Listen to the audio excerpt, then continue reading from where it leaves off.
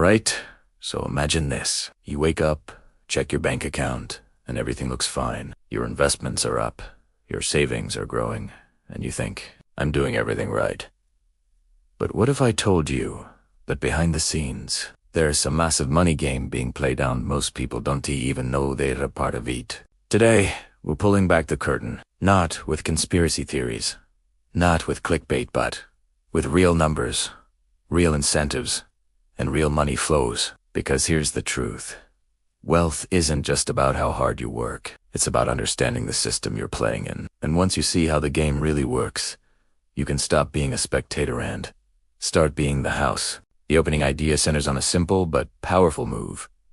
Instead of relying on press releases, official audits, or secondhand commentary, the creator physically went to the place where the money was supposed to be working. The premise is that when billions of dollars flow through government programs, the paper trail can look clean while the reality on the ground tells a very different story. By traveling to the location, walking into buildings, talking to locals, and seeing what actually exists, the video frames the investigation in a way that feels immediate and undeniable. This approach is meant to highlight a gap between what taxpayers believe is happening and what is really happening when those funds leave Washington and land in a community. What makes this first point so striking is how ordinary the starting question is. There is no dramatic accusation at the beginning, just a basic curiosity. If all this money is being spent to help people, where is the help? That curiosity turns into something more unsettling when the expected signs of activity are missing. Buildings that should be full are empty. Services that should be running are quiet. And the supposed beneficiaries are nowhere to be found. The absence itself becomes evidence, because large-scale programs should leave large-scale footprints. When those footprints aren't there, it forces the viewer to reconsider the story they've had been told about how efficiently public money is being used. The investigative style also matters. Instead of talking in abstract numbers like millions or billions, the video shows doors, streets, offices, and people. That shift from statistics to physical reality makes the problem feel real. It's easy to ignore a spreadsheet, but it is much harder to ignore a locked door where a thriving operation was supposed to be. This contrast is deliberate because it reveals how easily large systems can hide behind complexity. When funding is distributed through layers of agencies, nonprofits, and contractors, accountability gets diluted. Each layer can point to another and say, "It's not my responsibility," even while the money keeps moving. Another key part of this first point is how it reframes fraud. Instead of picturing fraud as a few bad actors stealing money, the investigation suggests something broader and more structural. It shows how a system can be designed in a way that almost invites abuse, where there's plenty of money but very little oversight. When no one is consistently checking what exists versus what is claimed, entire programs can become hollow. People can file reports, submit invoices, and receive funds for work that either never happened or barely happened, all while appearing legitimate on paper. This is where the emotional weight of the first keynote really lands. Viewers aren't just being told that money was wasted. They are being shown that the people who were supposed to benefit from these programs might never have seen any of it. The video implies that fraud at this scale doesn't just hurt taxpayers. It hurts vulnerable communities who are used as justification for the spending. When funds disappear into administrative black holes or outright scams, the people who are meant to be helped remain in the same position, or worse, become props in someone else's financial game. The on-the-ground investigation also exposes how difficult it is to challenge the official narrative. When something is labeled as a government program for a good cause, most people assume it must be legitimate. Few will ever travel to verify it. That trust is what allows inefficiency or fraud to persist. The video's first major idea is that trust without verification is expensive. It costs money, credibility, and ultimately, public faith in institutions. By showing how easily a simple visit can raise uncomfortable questions, it suggests that much of what we accept as true about public spending exists only because no one is checking. At its core, this first keynote is not just about one location or one program. It is about the dangerous gap between intention and execution. Governments announce bold plans, budgets get approved, and headlines celebrate action. But the real test happens far away from the cameras. When someone finally looks closely, they sometimes find that the story told to the public and the reality on the ground barely match. That realization is what makes the rest of the investigation feel urgent. Because if this can happen in one place, it can happen anywhere. Money moves faster than accountability.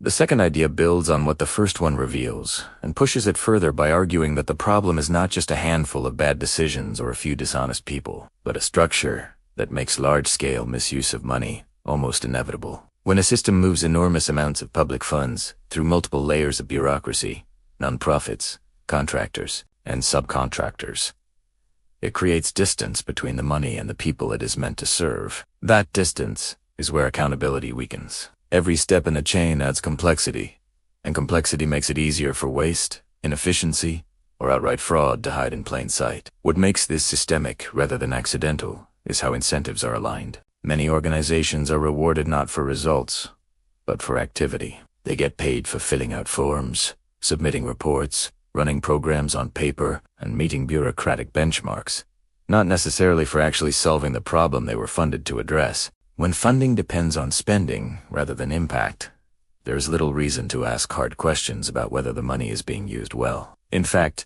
there can be a perverse incentive to keep problems unsolved, because ongoing problems justify ongoing budgets. This kind of environment attracts people who are skilled at navigating paperwork more than people who are skilled at creating real-world change. Over time, entire industries can form around managing government money rather than using it effectively. Consultants, administrators, and intermediaries all take a cut. And by the time the funds reach the end of the chain, there may be very little left for the people who were supposed to benefit.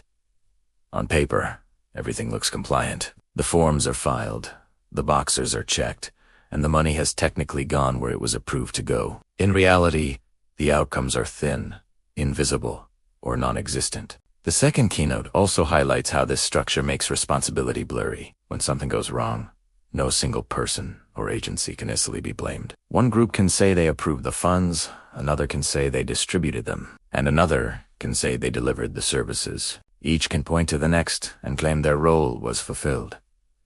This diffusion of responsibility creates a shield. Even when a program clearly isn't working, it becomes difficult to identify where the failure actually occurred, which means it is also difficult to fix. Another layer of the systemic problem is how rarely anyone outside the system has the time or authority to check what is really happening. Audits tend to focus on whether rules were followed, not whether the rules themselves make sense. A program can be technically compliant and still completely useless. If the paperwork is correct, the spending can be justified even if the real-world impact is close to zero. That allows ineffective or fraudulent operations to continue year after year, protected by their own complexity. This is why the video's message feels unsettling. It suggests that the issue is not just that some money was stolen or wasted, but that the system is designed in a way that makes such outcomes likely. When billions of dollars are involved, even a small percentage of inefficiency or abuse becomes enormous. And because the system is so large and so complicated, most people never see where that money actually goes. They see headlines about budgets and programs, but they don't see the empty buildings, the idle offices, or the missing results. The systemic nature of the problem also affects public trust. People are generally willing to support public spending when they believe it helps others. When they start to suspect that the money is being swallowed by a maze of organizations that don't deliver what they promise, that trust erodes. The danger is not just financial. It is social and political. A system that appears to waste or misuse resources on a massive scale makes people cynical, and cynicism makes it harder to rally support for any kind of collective effort in the future. What the second keynote really argues is that fixing individual cases of fraud is not enough. If the underlying structure remains the same, new abuses will simply replace the old ones. Real change would require rethinking how money is allocated, how success is measured, and how transparency is enforced. Quietl, that even well-intentioned programs can become machines that consume money without producing meaningful results, quietly turning public funds into a self-sustaining ecosystem that serves itself more than the people it was created to help. The third idea focuses on how powerful real-world observation is compared to abstract discussion, and why that changes the way people understand what is happening. Instead of relying on charts, official statements, or polished reports, the video uses footage of streets, buildings, conversations, and everyday surroundings to tell the story. This shift from theory to reality is important because it removes the layer of distance that usually protects large systems from scrutiny. When viewers can see the places where the money is supposed to be working, they are no longer just processing information. They are witnessing evidence. This approach exposes something that numbers alone often hide. A spreadsheet can say a facility is open, staffed, and funded. But a camera showing a locked door and empty parking lot tells a very different story. The visual contradiction creates a moment of cognitive dissonance. People are forced to reconcile what they have been told with what they are seeing. That tension is what makes the reporting feel more credible and more unsettling at the same time, because it suggests that the official narrative may be incomplete or misleading. By talking to people who live and work in the area, the video also adds a human layer that data cannot provide. Locals know whether something is really happening. They know if a program exists only on paper, or if it has a real presence in the community. Their reactions, confusion, or even indifference become clues. When residents are unaware of supposedly large and well-funded initiatives, it raises obvious questions about how visible and effective those initiatives actually are. This kind of ground-level perspective cuts through the polished language of bureaucracy. The third keynote also highlights how rare this kind of reporting has become in a media environment dominated by commentary, reactions, and recycled information. Someone physically going to a location feels almost radical. It is slower, more expensive, and less convenient than sitting in a studio. But it produces a kind of truth that cannot be easily dismissed. Anyone can argue with an opinion, but it is much harder to argue with footage of a place that does not match its official description. This method also shifts the burden of proof. Instead of asking viewers to trust the creator's interpretation, it invites them to trust their own eyes. When you see something for yourself, even through a screen, it feels more concrete than being told about it. That is why the empty spaces, quiet offices, and lack of activity are so powerful. They don't need much explanation. Their meaning is intuitive. If something is funded to operate at scale, you expect to see signs of life. There is also a psychological element at work. Humans are wired to respond more strongly to stories and images than to raw data. By building the investigation around real locations and real people, the video taps into that instinct. It makes the issue feel less like a distant policy debate, and more like a tangible problem unfolding in a specific place that makes it harder to ignore and easier to care about. The third idea, at its core, is about transparency through presence. When someone shows up and looks, they break the illusion that everything is happening behind the scenes as promised. They create a point of contact between public claims and public reality. That contact point is where discrepancies become visible. It is also where accountability can begin, because once something has been seen, it can no longer be comfortably hidden behind jargon, reports, or official assurances. The fourth idea looks at how a story that begins in one small place can quickly grow far beyond it once people start paying attention. What starts as a single investigation or a few pieces of footage can ripple outward through social media, online communities, and influential voices, turning a local issue into a national conversation. In the video's context, this matters because it shows how fragile silence really is. Systems that rely on being ignored or misunderstood are suddenly exposed when enough people begin to talk about what they have seen. When a large audience becomes aware of something uncomfortable, it changes the incentives for everyone involved.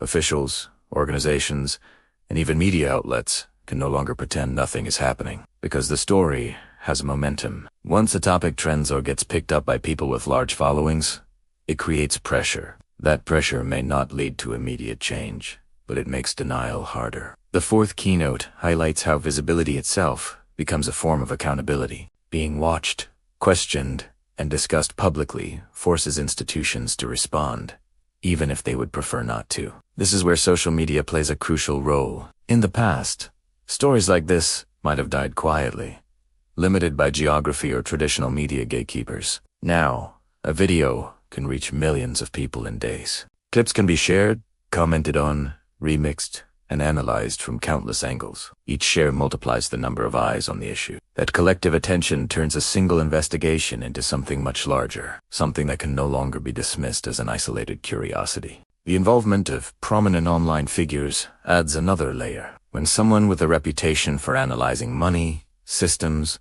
or power acknowledges a story, it gives it additional weight. It signals to their audience that this is not just sensationalism, but something worth examining. That validation doesn't prove the claims are true, but it does elevate them into a more serious space where they are discussed, debated, and scrutinized. This is how niche discoveries can cross into mainstream awareness. The fourth idea also touches on how narratives shift when more people engage. A story is no longer controlled by the original creator once it spreads. Viewers start digging for more information, asking questions, and sometimes finding connections that weren't obvious at first. This collective curiosity can strengthen the original investigation by adding new details and perspectives. It can also expose weaknesses or errors, which is part of what makes the process valuable. The point is not blind agreement, but broad examination. There is also a subtle warning in this keynote. When stories about large-scale problems go viral, they can be politicized, exaggerated, or misused. Attention is powerful, but it is not always careful. Still, even imperfect attention can be better than none, because it disrupts the comfort of those who benefit from things staying quiet. Once an issue is in the public eye, it is much harder to quietly continue business as usual. Ultimately, the fourth idea shows that awareness is a catalyst. It doesn't solve problems by itself, but it changes the environment in which those problems exist. When enough people know about something, it becomes part of the public record. It becomes something that leaders, institutions, and organizations have to reckon with. That shift from obscurity to visibility is often the first real step toward any kind of meaningful change.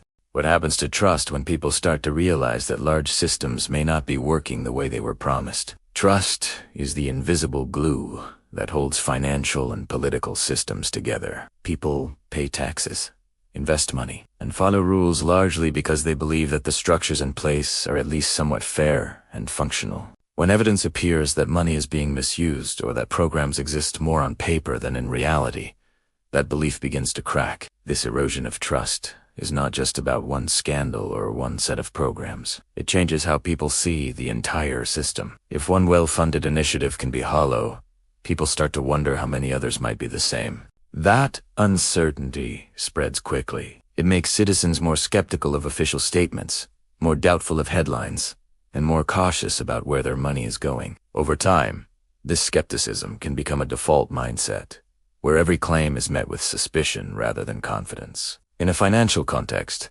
this matters even more. Markets, currencies, and institutions rely on confidence. People deposit money in banks because they believe it will be there tomorrow. They buy government bonds because they trust the government will honor its obligations. They support public programs because they think the funds will be used for their intended purpose. When stories like this suggest that oversight is weak or that corruption and waste are widespread, that confidence takes a hit. Even if the majority of the system is still functioning, the perception of fragility can be damaging. The fifth keynote also implies that this loss of trust pushes people toward alternative ways of protecting themselves. When faith in traditional systems declines, individuals start looking for ways to become more self. That might mean diversifying investments, questioning authority, or seeking out information from outside official channels. In some cases, this can lead to healthier skepticism and better decisions. In others, it can slide into paranoia or disengagement.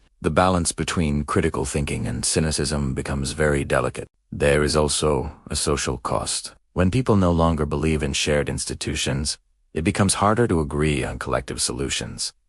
Every proposal is viewed through a lens of doubt. Even genuinely good programs struggle to gain support because they are seen as just another opportunity for waste or abuse. This creates a vicious cycle, where mistrust makes it harder to fix the very problems that caused the mistrust in the first place. The idea behind this keynote is that transparency and accountability are not just moral or legal issues.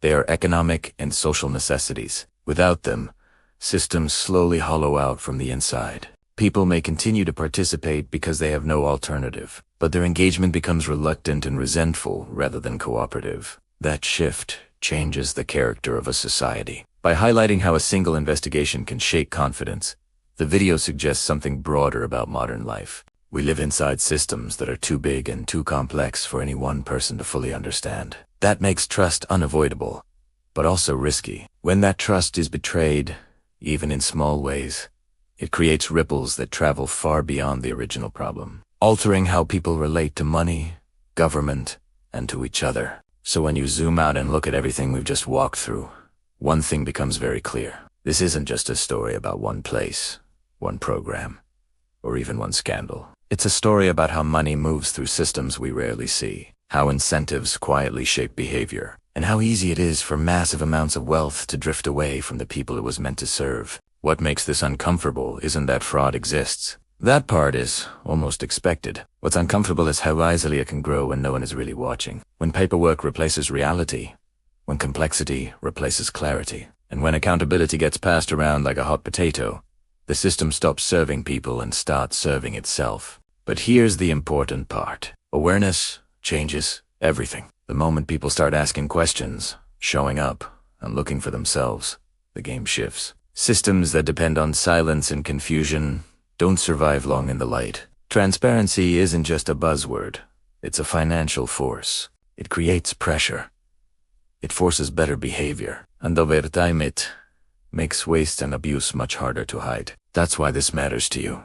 Even if you're not directly affected by this one case, every dollar you earn, invest, or pay in taxes flows through systems built on trust. The more you understand how those systems actually work, the less likely you are to be taken advantage of by them.